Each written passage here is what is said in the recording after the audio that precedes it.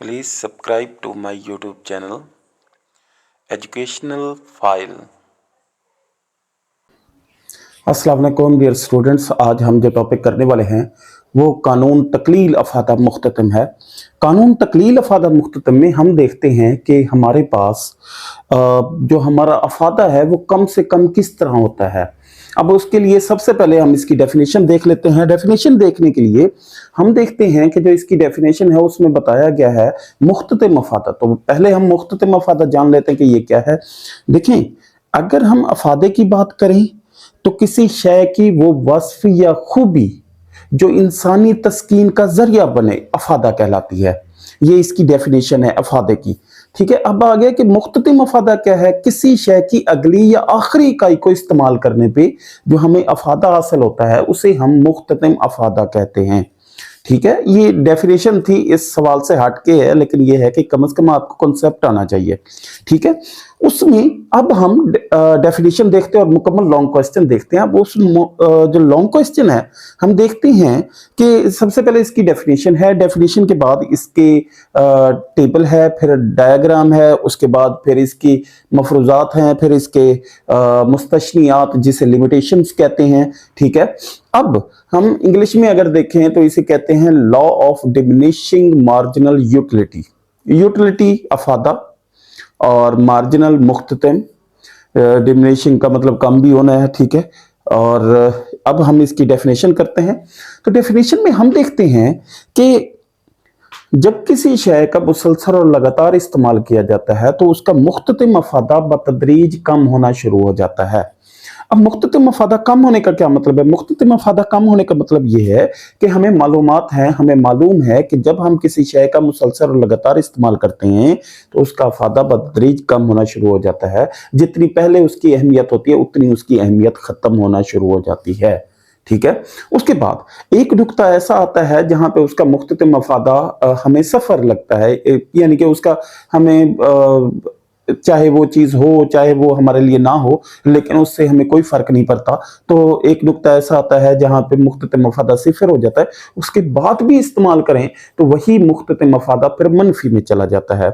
अभी हम टेबल के मदद से भी इसको देखेंगे, लेकिन मैं आपको फिर बता रहा हूं कि इसकी डेफिनेशन में ही इसका पूरा सवाल का जवाब होता है। ठीक है, अब देखें, जब किसी शय का मुसलसल और लगातार इस्तेमाल किया जाता है तो उसका मुख्ततिम अफादा बतदरीज कम होना शुरू हो जाता है। और एक नुक्ता ऐसा आता है जहां पे मुख्ततिम अफादा सिफर हो जाता है, अगर उसके बाद भी इस्तेमाल करें तो मुख्ततिम अफादा मनफी में चला जाता है। ठीक है, अब हम इसकी वजाहत करते हैं। मिसाल के तौर पर एक शख्स के पास 7 पानी के गिलास हैं। अब पानी के गिलास की एग्जांपल दे रहा हूं क्योंकि मैं टेबल में और ग्राफ में पानी के गिलास को ही शो कराऊंगा।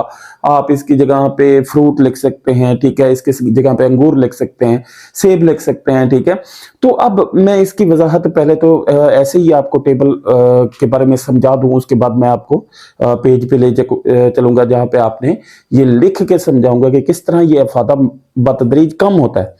देखिए, अगर एक शख्स के पास 5 पानी के गिलास हैं और उसे वो इस्तेमाल करना चाहता है, इस्तेमाल करते हुए हमें पता है कि जो उसका मुख्ततिम अफादा है, सबसे पहला अगर पानी का गिलास पिया जाए तो हमारा मुख्ततिम अफादा बहुत ज्यादा होता है, बहुत ज्यादा है। और जैसे ही मुख्ततिम अफादे में हम दूसरा पानी का गिलास पीते हैं उससे कम हो जाता है। अब फर्ज करो मैं पहले पानी के गिलास को मुख्ततिम अफादा का जो नंबर देता हूं वो 20 है, कि पहला पानी का गिलास पिया तो मुख्ततिम अफादा 20 है। दूसरा पानी का गिलास पिया तो मुख्ततिम अफादा बतदरीज कम।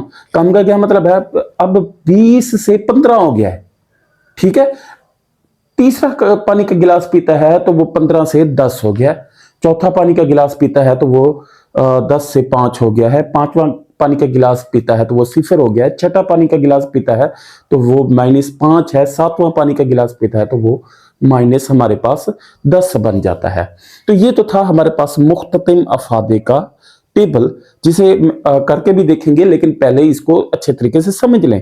अभी इस टेबल में ये कहना क्या चाहता है? कहना ये चाहता है कि हम जैसे ही किसी शय की मुसलसल और लगातार इस्तेमाल करते हैं, यानी कि पहला पानी का गिलास, दूसरा, तीसरा, चौथा, पांचवा, छठा और सातवां, तो अफादा कम हो रहा है। जो पहले उसकी अहमियत थी वो कम थी, पहले जितना सुकून देता था उससे कम सुकून देता है। पहला पानी का गिलास पिया 20 है, दूसरा 15 है, तीसरा हमारे पास है जी इसका 10 है, चौथा है हमारे पास 5 है, पांचवा है हमारे पास 0 है, छठे पे हमारे पास -5 है, सातवें पर हमारे पास -10 है।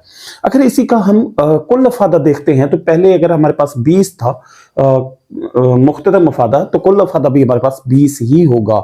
और जैसे ही 20 में अगला मुख्ततम अफादा जमा करें, यानी कि 15 अगर जमा करते हैं तो वो हमारे पास 35 बन जाता है। और 35 में जैसे ही हम अगला पॉइंट जमा करते हैं, 10 जमा करते हैं, तो वो 45 हो जाता है। जैसे ही हम उससे अगला पॉइंट 5 जमा करते हैं तो वो हमारे लिए बन जाता है 50। और अगर पांचवें गिलास पे 0 जमा करते हैं तो वो हमारे पास वही 50 ही रहता है। छठे गिलास पे हम -5 करते हैं तो 45 रह जाता है। और सातवें गिलास पे अगर हम -10 करते हैं तो 35 रह जाता है। तो इस टेबल की मदद से हमें यह जाहिर हो गया कि जी हम जब भी इस्तेमाल करते हैं, हम चीजों को इस्तेमाल करते हैं, तो हमारा मुख्ततम मफादा बतदरीज कम होना शुरू हो जाता है।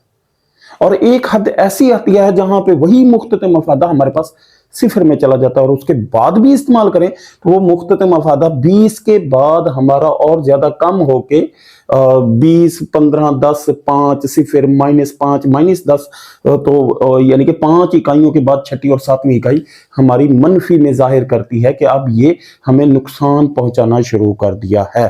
ठीक है। इसी तरह अगर हम इसका ग्राफ भी अभी डिस्कस कर लें तो ग्राफ में एक साइड पे हमारे पास होगी अशिया, जो हमारे पास 7 पानी के गिलास हैं, दूसरी साइड पे हमारे पास मुख्ततम मफादा। अब हमें पता है कि मुख्ततम मफादा जो है वो हमारे पास, अगर इसी चीज को देखें, इसी टेबल को, इसी जो है ना ग्राफ को देखें, तो हमें पता चलता है कि भाई जब भी हम देखते हैं कि हमारा मुख्ततम मफादा कितना था, 20 था, तो 20 से डायरेक्ट हमारे पास कहां पे पहुंच गया, 15 पे पहुंच गया। क्यों? पहली इकाई पे 20, दूसरी इकाई पे 15, तीसरी इकाई पे 10, चौथी इकाई पे हमारे पास 5, पांचवी इकाई पे 0 और छठी इकाई पे हमारे पास -5, सातवीं इकाई पे -10 पे बन जाता है। तो ये मुख्ततम अफादे का गिराफ है जो मुसलसल कम हो रहा है। और इसके ऊपर लिखा भी है ये मुख्ततम अफादा है। और मुख्ततम अफादा का खत इसलिए लिखा है ताकि आपको जाहिर हो जाए कि भाई मुख्ततम अफादा जो हमारा है वो मुसलसल कम होता चला जा रहा है। ठीक है। और जैसे ही हमें जो इकाइयां हैं, अशिया की इकाइयां हैं, वो आगे बढ़ती चली जाती हैं, पहला गिलास, दूसरा, तीसरा, चौथा, पांचवा, छठा और सातवां गिलास जैसे ही हम पीते हैं तो हमारा मुख्ततम मफादा, वैसे ये देखें अब 0 से भी शो हो गया है, उसके बाद भी अगर जाहिर करें तो हमारे पास वो मनफी में भी चला गया है और मनफी से फिर -5 और -10 की तरफ भी चला गया है। ठीक है जी। ये तो था हमारा टेबल और ग्राफ। और नेक्स्ट हम इसका जाहिर करते हैं कि क्या इसके मफरूजात हैं और क्या इसके मुस्तशनियात हैं। ठीक है। मफरूजात क्या है? मफरूजात तो अब समझ लेना पहले। मफरूजात होते हैं कुछ चीजों को फर्ज कर लेना, फर्ज कर लेना कि उनमें कोई तब्दीली नहीं आएगी। अगर वो चीजें तब्दील होती हैं, अगर वो इन्वायरमेंट तब्दील होता है, अगर वो बातें तब्दील होती हैं, तो कानून हमारा गलत साबित हो जाएगा। इसमें सबसे पहले है शय का मुसलसल और लगातार इस्तेमाल। शय का मुसलसल और लगातार इस्तेमाल में क्या होता है कि जब भी हम चीज को इस्तेमाल करते हैं तो इस कानून को सही साबित करने के लिए यह चीज फर्ज कर ली जाती है कि जो चीज भी हम इस्तेमाल कर रहे हैं उसके के बाद दीगरे यानी कि मुसलसल इस्तेमाल करते रहेंगे। अगर उसमें गैप आएगा तो इसका मतलब यह है कि हमारा कानून गलत साबित हो जाएगा। दूसरे नंबर पे है हमारे पास शय की मुनासिब मिकदार। शय की मुनासिब मिकदार का मतलब यह है कि हमारे पास जो भी मिकदार है उसकी मुनासिब जो है ना क्वांटिटी होनी चाहिए, मुनासिब मिकदार होनी चाहिए। ऐसे नहीं है कि पहली जो इकाई इस्तेमाल की है वो 2.25 लीटर का गिलास है, दूसरी जो इकाई इस्तेमाल की है वो 1.5 लीटर का गिलास है, तीसरी इकाई जो इस्तेमाल की है वो 250 ml का गिलास है। ऐसा मुमकिन नहीं है। इसलिए मुनासिब मिकदार होनी चाहिए कि अगर आपने 250 ml वाले ही गिलास पीने हैं तो 7 पानी के गिलास 250 ml के ही होने चाहिए। ठीक है। तीसरे नंबर पे शय की नौयत है कि हमने जो भी चीज इस्तेमाल करनी हो उसकी एक जैसी नौयत रहे, वो ना हो कि तब्दील होते रहें कि पहले हमने पानी का गिलास पिया, दूसरा हमने फिर कोका कोला या पेप्सी का गिलास पिया, तीसरा हमने लस्सी का गिलास पिया। इस तरह तो नौयत चेंज होती रहेगी, इस तरह तो हमारा कानून गलत साबित हो जाएगा। उसके बाद चौथे नंबर पे है सारिफ की जहनी कैफियत तब्दील ना हो। सारिफ की जहनी कैफियत का मतलब है कि डॉक्टर ने जब कह दिया है कि एक चीज से मना कर दे, डॉक्टर अगर फर्ज करें कि एक शख्स है वो सेब खाता है, शौक से खाता है, लेकिन ये है कि सारिफ ने उसे रोक दिया, तो जहनी कैफियत किसने तब्दील की? डॉक्टर ने जो जहनी कैफियत तब्दील की है जिसकी वजह से उसने सेब खाना छोड़ दिया है। तो इस तरह के मामलात में भी कानून गलत साबित हो जाता है। सारिफ की आमदनी क्या है? हमें पता है कि जब भी सारिफ की आमदनी तब्दील होती है तो जो चीज भी सारिफ इस्तेमाल कर रहा होता है उसे छोड़ देता है और नई चीज हासिल करना शुरू कर देता है। फर्ज करें कि एक सारिफ की आमदनी बहुत कम है, जैसे ही उसकी आमदनी बढ़ती है तो वो अशिया जो जरूरियात जिंदगी की होती हैं उन्हें छोड़ के उससे और बेहतर अशिया खरीदने की कोशिश करता है, और इस तरह वो जिस चीज का मुसलसल और लगातार इस्तेमाल करता है वो छोड़ देता है। इस तरह करने से हमारे सारिफ की जो कानून है वो गलत साबित हो जाएगा। कानून तकलील अफादा मुख्ततम इस तरह हमारा गलत साबित हो जाएगा। ठीक है, उसके बाद है हमारी इसकी मुस्तशनियात में हमें पता है। अच्छा, मुस्तशनियात का मतलब बता दूं सबसे पहले। मुस्तशनियात का मतलब ये है कि जी हमारा जो कानून है उसमें ये चीजें नहीं शामिल होती, या ये कानून उन चीजों पे लागू नहीं होता। उसमें पहले नंबर पे इल्म और फन है। हमें पता है कि इल्म और फन पे ये कानून लागू नहीं होता, क्योंकि हम देखते हैं कि जब किसी शय का मुसलसल लगातार इस्तेमाल करते हैं तो इसका अफादा बतदरीज कम होना शुरू हो जाता है। जबकि इल्म और फन में जब भी एक स्टूडेंट है, एक तालिब इल्म है, एक सीखने वाला है, वो जैसे ही किसी फील्ड में इंटर होता है, कोई तालीम हासिल करता है, तो उसका शौक कम होने की वजह से कम नहीं और ज्यादा बढ़ना शुरू हो जाता है। कम होने की बजाय और ज्यादा बढ़ना शुरू हो जाता है, जिसका मतलब यह है कि तस्कीन का मयार कम होने की बजाय बुलंद होना शुरू हो जाता है। इस तरह कानून उस पर सही साबित नहीं होता।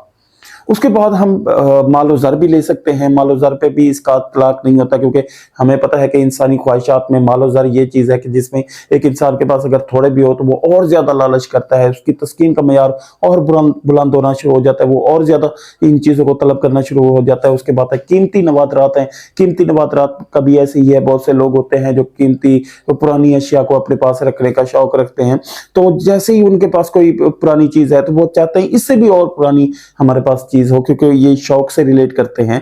तो इस पे भी कानून सही साबित नहीं होता। उसके बाद कीमती अशिया हैं, उन पे ये कानून लागू नहीं होता। नशावर अद्वियात हैं, इन पे ये कानून लागू नहीं होता, क्योंकि पता है आपको कि नशावर अद्वियात में अगर कोई थोड़ी सी मिकदार लेता है तो नेक्स्ट टाइम वो अपना तस्कीन का मयार और ज्यादा बुलंद कर लेता है और उसे और ज्यादा हासिल करने की कोशिश करता है। इस तरह ये कानून सही साबित नहीं होता। तो ये था हमारा आज का सवाल। ओके जी, अल्लाह हाफिज।